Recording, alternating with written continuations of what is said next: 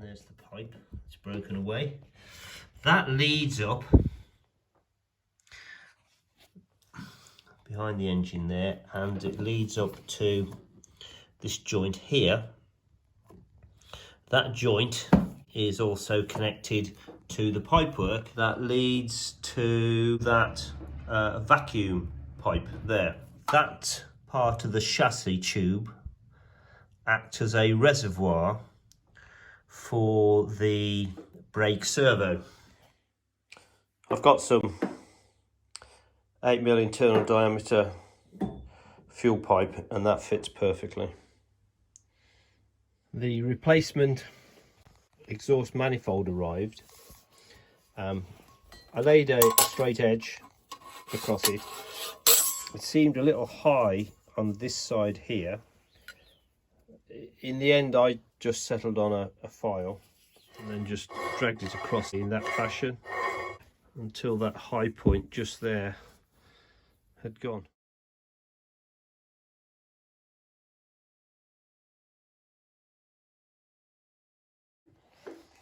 Place the tube nut in that location, and now place it onto the cylinder. I forgot to mention the need to apply the copper grease.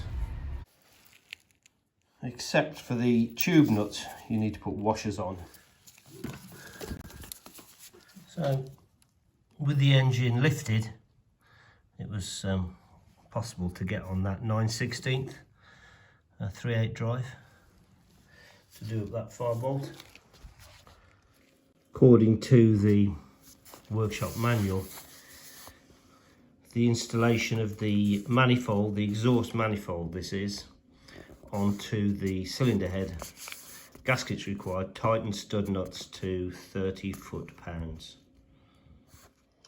When I was doing up the brass nut that was on this stud in the replacement cylinder heads, it wouldn't tighten. It just started to extract the stud from the manifold.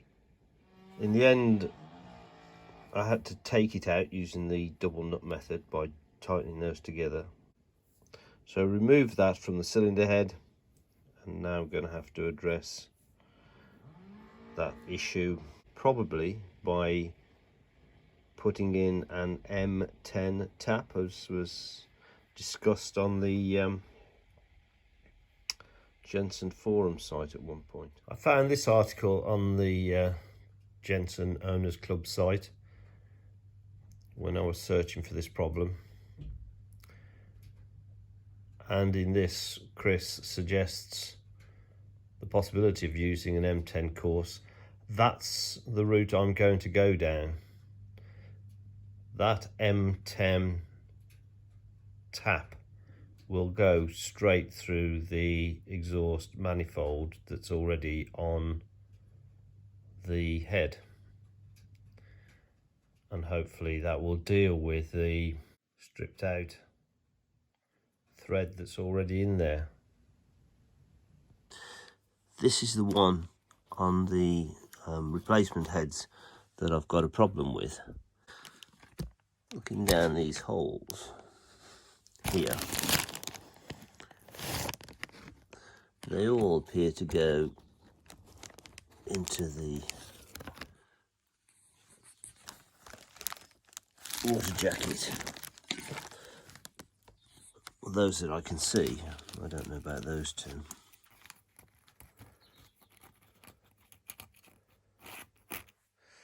You appear to be able to put one in as far as you like there, but that bottoms out at that point there. So just testing the theory, it's going in okay. I've set the depth on here.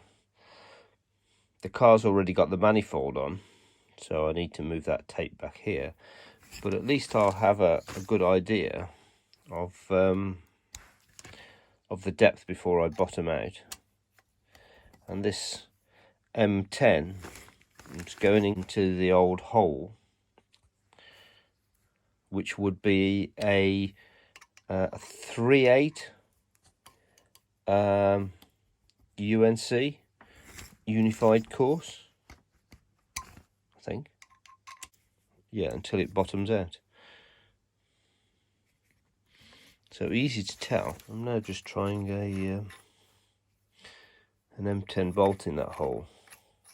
Order some M10 studs, or maybe cut a bolt down. The torque for these exhaust manifold bolts is 30 foot-pounds. So it easily takes 30 foot-pounds. So I've marked the depth of the thread on there, the first mark. The second mark I'm going to put in will be for the where it bottoms out. So that's where it bottoms out.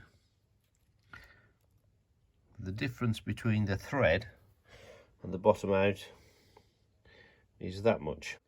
Now if I add the thickness of the manifold, so I'll cut a bolt to give a thread of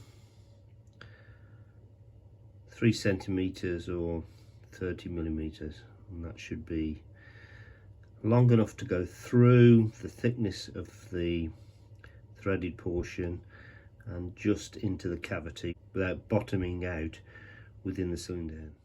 In my own mind, I was going to cut a bolt, but it was quite a long bolt, and in the end I effectively ended up with a stud.